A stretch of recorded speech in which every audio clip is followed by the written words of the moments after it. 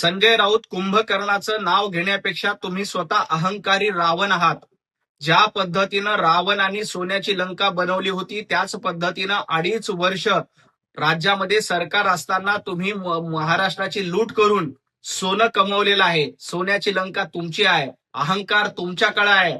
त्यामुळे कुंभकर्ण कोण आहे हे सांगण्यापेक्षा आपण स्वतः अहंकारी रावण आहोत आणि महाराष्ट्र लुटून 2.5 वर्ष आणि 25 वर्ष मुंबई महापालिकेमध्ये कमिशनखोरी लुटून आपण सोन्याची लंका जमा केली आहे. ते त्याचा हिशोब महाराष्ट्राला द्या आणि ही तुमची सोन्याची लंका उद्ध्वस्त झाल्याशिवाय राहणार नाही. संजय राऊत तुमचा अहंकार उद्ध्वस्त झाल्याशिवाय राहणार नाही.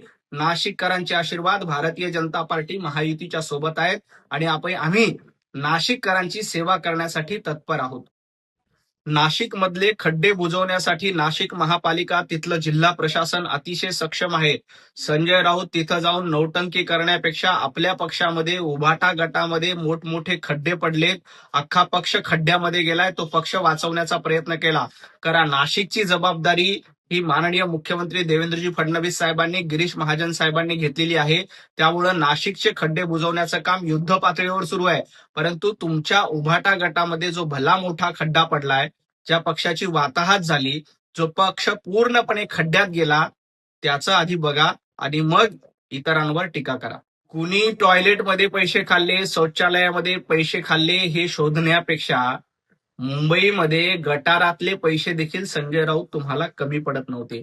मिठी नदीचा गाळ काढताना तुम्ही पैसे खाल्ले, मुंबईचं गटार साफ करताना 25 वर्ष तुम्ही पैसे खाल्ले आणि आज नाशिकमध्ये जाऊन शौचालयाचा घोटाळा करताय. तुमच्याकडे एक पुरावा नाही, एक कागद नाहीये, परंतु मुंबई महापालिकेमध्ये गटारामध्ये कमिशनखोरी केल्याचे शेकडो पुरावे आहेत. तुमच्या लोकांना अटक देखील झाली आहे. त्यामुळे ज्यांनी गटारात पैसे खाल्ले, ज्यांनी मिठी नदीमध्ये घोटाळा केला, त्यांनी नाशिकमध्ये जाऊन बोंबाबोंब करण्यापेक्षा आत्मपरीक्षण करावं. जनाब संजय राऊत तुमचा कुंभमेळ्याला विरोध आहे. कारण कुंभमेळ्यामध्ये हजारो साधू संत आणि लाखो हिंदू एकत्र येणार आहेत आणि हिंदू एकत्र आले की जनाब संजय राऊतांचं पोट दुखतंय.